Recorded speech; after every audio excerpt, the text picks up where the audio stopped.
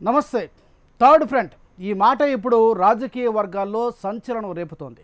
Third front ఏర్పడి అది ఎలాంటి మార్పులు తీసుకొస్తుందన్నది వేరే విషయం. కానీ కేసీఆర్ లాంటి ఓ రాజకీయ ఉద్దండుడు ఆ మాటను ఉపయోగించడం అందరి నోళ్ళలోనూ నాడుతోంది. మరి థర్డ్ ఫ్రంట్ ఏర్పడుతుందా? ఏర్పడినా సక్సెస్ అవుతుందా? Let's watch this special focus.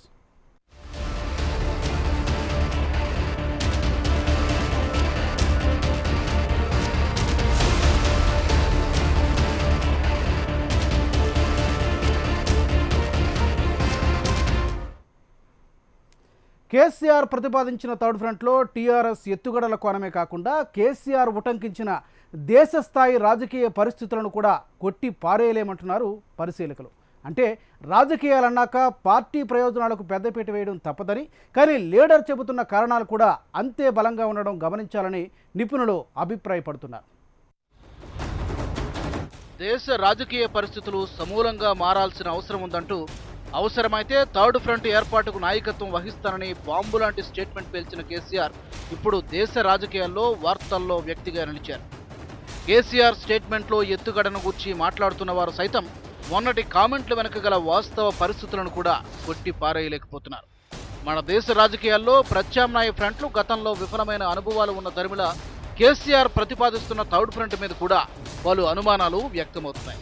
అయితే అదే సమయంలో థర్డ్ ఫ్రంట్ అవసరం ఉందంటూ కేసీఆర్ సూచిస్తున్న కారణాలని రాజకీయ నిపుణులు స్వాగతిస్తున్నారు. దాదాపు 30 పార్టీల ఎన్డీఏ కూటమికి 320 దాకా ఎంపీల సంఖ్య ఉంది. ఒక్క బీజేపీకే 280కి పైగా ఎంపీల బలం ఉంది. అటు యూపీఏ కూటమికి గట్టిగా 60 సీట్లు కూడా లేవు. వివిధ రాష్ట్రాలకు జరుగుతున్న ఎన్నికల్లో కాంగ్రెస్ను ఖాళీ చేస్తూ ఒక్కో రాష్ట్రాన్ని బీజేపీ కబ్జా చేస్తూ వస్తోంది. ఈ క్రమంలో బీజేపీతో స్నేహంగా ఉంటున్న టీఆర్ఎస్ అధినేత కేసీఆర్ ఒక్కసారిగా థర్డ్ ఫ్రంట్ అంటూ కొత్త పల్లవి వినిపించారు. 2004, 2009లో కేంద్రంలో యూపీఏ సర్కారు కొలువు తీరడానికి నాటి ఉమ్మడి ఏపీ కీలకంగా వ్యవహరించింది. 2004లో 29 మంది ఎంపీలు, 2009లో 33 మంది ఎంపీలు కేంద్ర ప్రభుత్వంలో కీలకంగా వ్యవహరించారు. అయితే ఇప్పుడు కాంగ్రెస్కు 3 అంకెలకు మించి ఎంపీలు గెలవరని, బీజేపీ కూడా చరిష్మా కోల్పోతోందన్న అభిప్రాయాలు వినిపిస్తున్న తరుణంలో కేసీఆర్ చాలా వ్యూహాత్మకంగా థర్డ్ ఫ్రంట్ను లేవనెత్తారంటున్నారు. రాష్ట్రాల హక్కులు కూడా కాపాడుకోవాలన్నారు. ఈ విషయాలన్నీ కూడా మంచివే. మరి ఆయన ఎలాంటి అడుగులు వేస్తారు అన్నది మనం చూడాల్సి ఉంటుంది. ఇటీవల వరకు బీజేపీకి లేదా మోడీకి చాలా అనుకూలంగా మాట్లాడి జాతీయ రాజకీయాల మీద ఆసక్తి లేదని ఇప్పుడు నాటకీయంగా దేశ్కి నేత కేసీఆర్ అనే నినాదం ఇప్పిస్తున్నారు. అంటే మరి తెలంగాణలో జరిగే ఎన్నికల పోరాటాన్ని జాతీయ సమస్యలతో ముడిపెడితే కొంత సులభతరం అవుతుందని ఆయన ఏమైనా భావిస్తున్నారా అనే సందేహం కూడా కలుగుతుంది. టీడీపీ అధినేత చంద్రబాబు నాయుడు ఎన్డీఏ భాగస్వామిగా ఉన్న కేంద్ర ప్రభుత్వం అనుసరిస్తున్న విధానాలతో విసిగిపోయారు.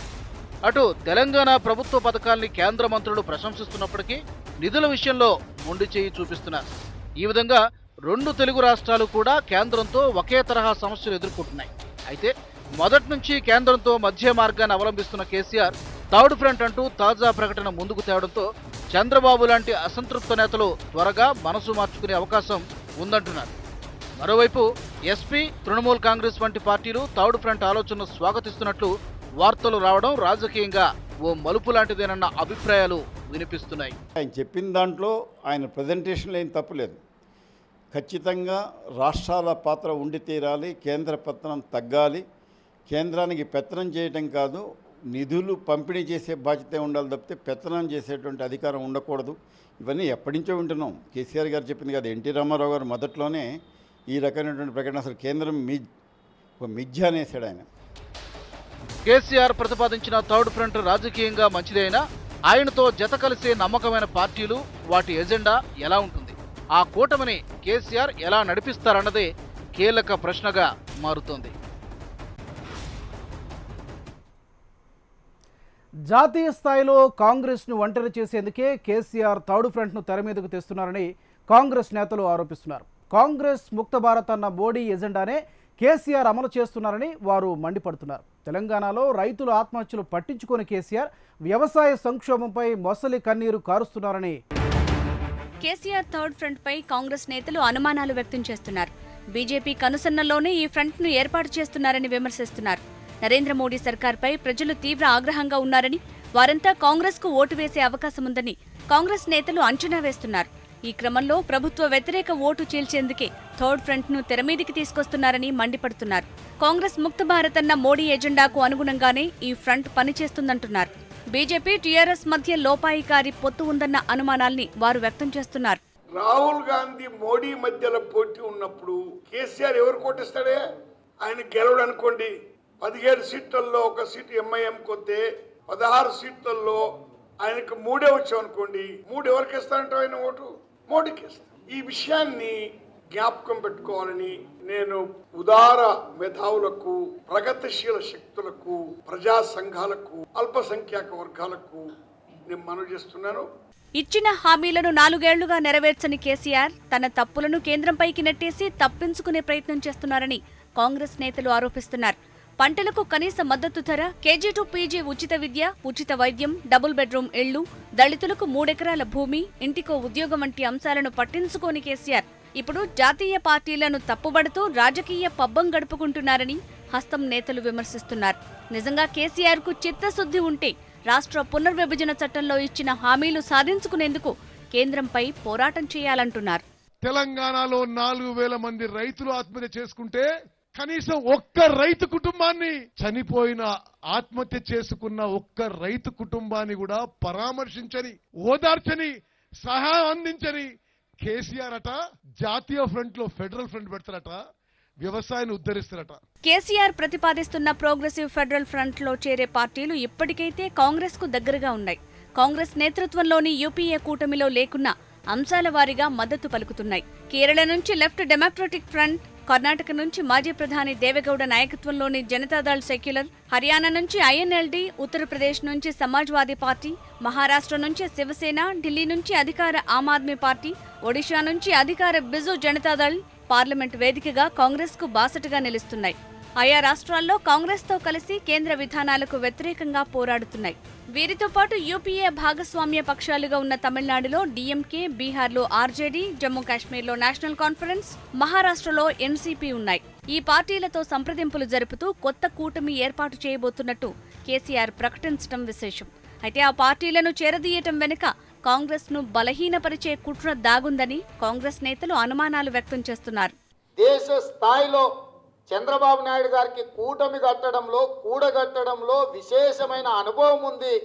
అలాంటి అనుభవజ్ఞుడైన రాజకీయ నాయకుడు తన రాష్ట్ర ప్రయోజనాల కోసం కాంగ్రెస్ పార్టీతో చేరితే బీజేపీ ఉనికికే ప్రమాదం ఉంది, నరేంద్ర మోడీ గారి కుర్చీకే ప్రమాదం ఉంది. కాబట్టి నాగ్పూర్లో ఉన్న పెద్దలు వేగంగా కదిలిండ్రు. నాగ్పూర్ పెద్దలు వదిలిన బాణమే కేసీఆర్ గారు. ఇవాళ కేసీఆర్ ను సహారా కేసులో గాని, ESI ఆసుపత్రుల కట్ట నిర్మాణంలో జరిగిన కుంభకోణంలో గాని నిన్ను కాపాడాలంటే చంద్రబాబు నాయుడు గారు ఏదైతే ప్రయత్నం చేసి బీజేపీకి నష్టం కలిగిస్తారో, నువ్వు చంద్రబాబు నాయుడు గారి ముందరి కాళ్లకు బంధం వేయడానికే థర్డ్ ఫ్రంట్ అనో, ఫెడరల్ ఫ్రంట్ అనో, కూటమనో, కుతంత్రమనో ఏదో ఒకటి చెయ్యాలని వాళ్ళు ఇచ్చిన రహస్య ఎజెండానే ఈరోజు కేసీఆర్ గారు అమలు చేస్తున్నారు. ఇప్పటికే నాగ్పూర్ వేగులు తెలంగాణ రాష్ట్రం నలుమూలల చంద్రశేఖరరావు గారి కార్యక్రమాలను పర్యవేక్షిస్తున్నారు. ఆ పర్యవేక్షణలో భాగంగానే అసదుద్దీన్ ఓవైసీ కానీ, పవన్ కళ్యాణ్ కానీ, ఇతర పార్టీలు ఈ ప్రాంతంలో ఉన్న వాళ్ళు కేసీఆర్ గారు ఓహో ఆహా బ్రహ్మాండం భజగోవిందం అనే కార్యక్రమాలను మొదలు పెట్టిండ్రు. కాంగ్రెస్ టార్గెట్ గా కేసీఆర్ చేస్తున్న ప్రయత్నాలు తిప్పికొడతామని హస్తం నేతలు ధీమా వ్యక్తం చేస్తున్నారు. కేంద్ర రాష్ట్ర ప్రభుత్వాలతో ప్రజలు విసిగిపోయారని, వచ్చే ఎన్నికల్లో అక్కడా ఇక్కడా తమదే అధికారమన్న నమ్మకాన్ని వారు వ్యక్తం. ఒక్క దెబ్బకు 2 పిట్టలు కొట్టాలని సీఎం కేసీఆర్ భావిస్తున్నారా? వచ్చే ఎన్నికల్లో మెజారిటీ ఎంపీ సీట్లు గెలుచుకోవడం ద్వారా ఢిల్లీలో చక్రం తిప్పాలని భావిస్తున్నారా? అందుకే పలువురు మంత్రుల్ని ఎంపీలుగా పోటీ చేయించడం ద్వారా కేంద్రంలో చక్రం తిప్పే అవకాశం అందుకోవచ్చని కేసీఆర్ భావిస్తున్నట్లు చెబుతారు. నిజమే, మొన్న కేసీఆర్ థర్డ్ ఫ్రంట్ అవసరం ఉందన్న కామెంట్లతో అనేక అంశాలు ఇప్పుడు తెరమీదికొస్తున్నాయి. వచ్చే ఎన్నికల్లో వీలైనన్ని ఎక్కువ ప్రయోజనాలు రాబట్టేందుకే కేసీఆర్ బహుముఖ వ్యూహాలకు తెరలేపారన్న అభిప్రాయాలు వినిపిస్తున్నాయి. హస్తినలో వచ్చేది సంకీర్ణ ప్రభుత్వమే అని అంచనా వేస్తున్న కేసీఆర్ అందుకు అనుగుణంగానే పావులు కదుపుతున్నారు. మెజారిటీ ఎంపీ స్థానాలు గెలుచుకోవటం ద్వారా ఢిల్లీలో చక్రం తిప్పాలని భావిస్తున్నారు. తెలంగాణలో ఉన్న 17 లోక్సభ స్థానాల్లో హైదరాబాద్ మినహా మిగిలిన అన్ని సీట్లను గెలుచుకునేందుకు ప్రణాళిక సిద్ధం చేస్తున్నట్లు పార్టీ సీనియర్లు చెప్పుకుంటున్నారు. అందులో భాగంగానే పలువురు మంత్రుల చేత ఎంపీలుగా పోటీ చేయించాలనుకుంటున్నారు.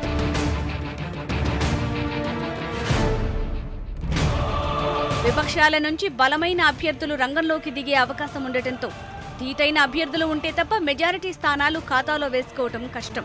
అందుకే సీనియర్ మంత్రులందరినీ లోక్సభకు పోటీ చేయించడమే మార్గమని కేసీఆర్ నమ్ముతున్నారు. తద్వారా ఎంపీ సీట్లతో పాటు ఆ పార్లమెంట్ స్థానాల పరిధిలోని అన్ని అసెంబ్లీ సీట్లను గెలుచుకోవచ్చని అంచనా వేస్తున్నారు. అందుకే ఎలాంటి రిస్క్ లేకుండా సీనియర్ మంత్రులను పార్లమెంట్కు పంపించే ఏర్పాట్లు చేస్తున్నట్లు పార్టీలో చర్చ జరుగుతోంది.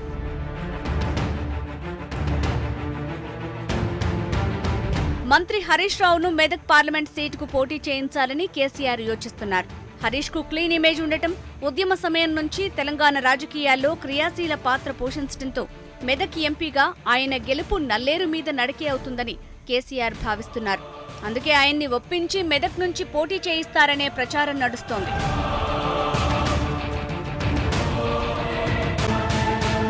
ఆర్థిక మంత్రి ఈటెల రాజేందర్ను కరీంనగర్ ఎంపీగా పోటీ చేయించాలని కేసీఆర్ భావిస్తున్నట్లు సమాచారం. పార్టీలో మొదటి నుంచి బీసీ నాయకుడిగా ఈటెల ముందు వరుసలో ఉన్నారు. ఆయన్ని ఎంపీగా ఎలివేట్ చేయడం ద్వారా బీసీల ఓట్లు రాబట్టుకోవాలనే యోచనలో గులాబీ బాస్ ఉన్నారు. అందుకే ఆయన్ని కరీంనగర్ ఎంపీగా పంపి హుజురాబాద్ ఎమ్మెల్యేగా ఆయన సతీమణి జమునకు అవకాశమిచ్చే అవకాశాలున్నాయన్న చర్చ పార్టీలో నడుస్తోంది.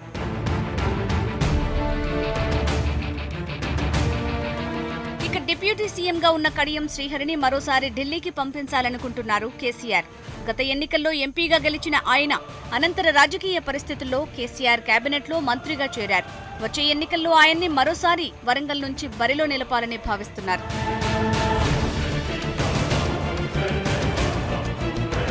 ఖమ్మం జిల్లాలో టీఆర్ఎస్ కు అంతగా పట్టులేదు. గత ఎన్నికల్లో ఆ పార్టీ ఒకే ఒక్క అసెంబ్లీ స్థానం గెలుచుకుంది. ఆ తర్వాత ఇతర పార్టీల నుంచి ఎమ్మెల్యేల్ని చేర్చుకున్న పార్టీ బలపడిందని నిర్దిష్టంగా చెప్పే పరిస్థితి లేదు. అందుకే అక్కడ మంత్రి తుమ్మల నాగేశ్వరరావును ఎంపీగా పోటీ చేయించడం ద్వారా ఖమ్మం పరిధిలోని 7 నియోజకవర్గాలు గెలుచుకుని కాంగ్రెస్ కు షాక్ ఇవ్వాలని కేసీఆర్ తలపోస్తున్నారు.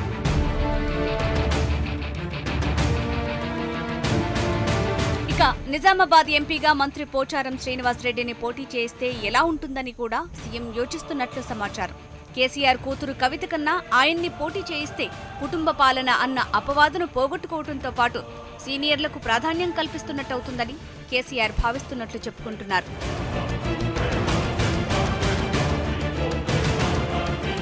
ఇక దక్షిణ తెలంగాణలో కాంగ్రెస్ బలంగా ఉంది. అందుకే ఇక్కడి నియోజకవర్గాల నుంచి మంత్రులను ఎంపీలుగా పోటీ చేయిస్తే గట్టి పోటీ ఇవ్వొచ్చని భావిస్తున్నారు కేసీఆర్. నల్గొండ ఎంపీగా మంత్రి జగదీష్ రెడ్డిని పోటీ చేయిస్తే ఎలా ఉంటుందని కేసీఆర్ లెక్కలు వేస్తున్నారు. ఇప్పుడైతే సూర్యాపేటలో ఆయనకు ఎదురుగాలి వీస్తోంది. అదే సందర్భంలో నల్గొండ ఎంపీగా కాంగ్రెస్ నుంచి కోమటిరెడ్డి వెంకటరెడ్డి పోటీ చేస్తారనే ప్రచారం సాగుతోంది. నల్గొండ పార్లమెంట్ నియోజకవర్గ పరిధిలో PCC chief Uttam Kumar Reddy, CLP నేత జానారెడ్డి ఉన్నారు. వారిని కట్టడి చేయాలంటే నల్గొండ ఎంపీగా గట్టి అభ్యర్థిని రంగంలోకి దించాలని కేసీఆర్ భావిస్తున్నారు. అందుకే జిల్లాకు చెందిన ఏకైక మంత్రి జగదీష్ రెడ్డిని బరిలో నిలపాలని యోచిస్తున్నట్లు సమాచారం.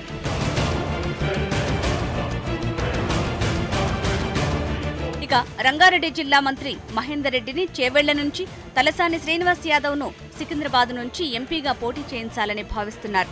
ఇప్పటికే టీఆర్ఎస్ ఎంపీలుగా ఉన్న కవిత, వినోద్ కుమార్, జితేందర్ రెడ్డి కేంద్రంలో కొంతమేర పార్టీ వాయిస్ వినిపిస్తూ అక్కడ కీ రోల్ పోషిస్తున్నారు. ఆ ముగ్గురికి కొత్త ఎంపీలు కూడా తోడైతే దేశ రాజకీయాల్లో చక్రం తిప్పొచ్చని కేసీఆర్ ఆలోచనలో ఉన్నట్టు తెలుస్తోంది.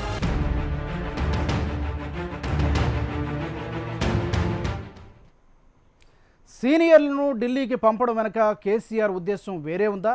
తనయుడికి రాజకీయంగా పెద్దపీట వేయాలన్నదే ఆయన ఆంతర్యమా? కేసీఆర్ వేస్తున్న ఎత్తుగడలు, పన్నుతున్న వ్యూహాలు పరిశీలిస్తే అది నిజమేనన్న అభిప్రాయాలు వినిపిస్తున్నాయి. తనయుడు కేటీఆర్కు సీఎం పగ్గాలు అప్పజెప్పేందుకే సీనియర్లను ఢిల్లీ పంపవచ్చంటున్నారు పరిశీలకులు.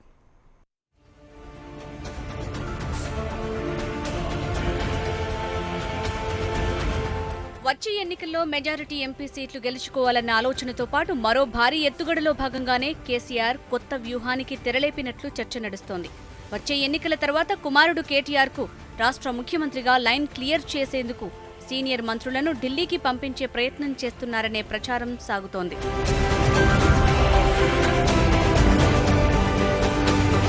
తెలంగాణ అధికార పార్టీలో కేసీఆర్ తర్వాత నంబర్ 2 ఎవరనే చర్చ చాలా రోజులుగా నడుస్తోంది. ఈ విషయంలో హరీష్ రావు, కేటీఆర్ మధ్య పోటీ తీవ్రంగా ఉంది. మంత్రి ఈటెలతో సహా చాలా మంది సీనియర్ మంత్రులు హరీష్ కు అంతర్గతంగా మద్దతు పలుకుతున్నారన్న వ్యాఖ్యానాలు ఎప్పటినుంచో ఉన్నాయి. అందుకే కేటీఆర్ కు ఎలాంటి అడ్డంకులు లేకుండా చేసేందుకే సీనియర్ మంత్రులందరినీ కేసీఆర్ ఢిల్లీకి పంపే స్కెచ్ వేస్తున్నట్టు తెలుస్తోంది.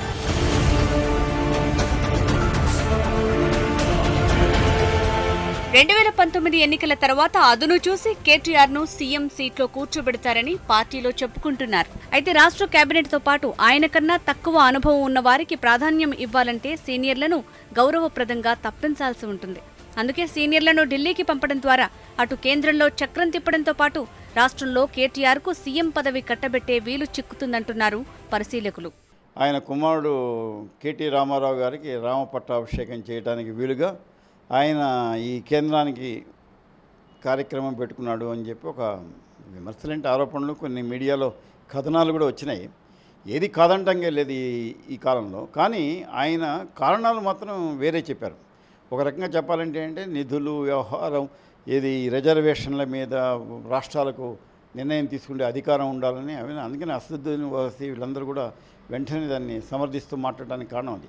గత కొన్ని నెలలుగా కేటీఆర్ ను వర్కింగ్ ప్రెసిడెంట్ గా చేయాలని కేటీఆర్ వర్గం నుంచి డిమాండ్ వస్తోంది. గతేడాది టీఆర్ఎస్ ప్లీనరీ సందర్భంగా పార్టీ వర్కింగ్ ప్రెసిడెంట్ గా కేటీఆర్ పేరు ప్రకటించబోతున్నట్టు వార్తలొచ్చాయి. అసలు తెలంగాణ భవన్లో కూడా కేటీఆర్ కోసం ఓ ఛాంబర్ ను కూడా సిద్ధం చేశారు. అయితే ఏం జరిగిందో ఏమో కానీ చివరి నిమిషంలో వర్కింగ్ ప్రెసిడెంట్ గా కేటీఆర్ పేరును ప్రకటించలేదు. కుటుంబంలోని మరో వర్గం ఆ ప్రతిపాదనను వ్యతిరేకించినట్టు పార్టీలో అప్పట్లో చర్చ జరిగింది. ఇప్పుడు కేసీఆర్ వేస్తున్న భారీ వ్యూహంతో కేటీఆర్ కు లైన్ క్లియర్ అవ్వటం ఖాయమన్న అభిప్రాయాలు బలంగా వినిపిస్తున్నాయి.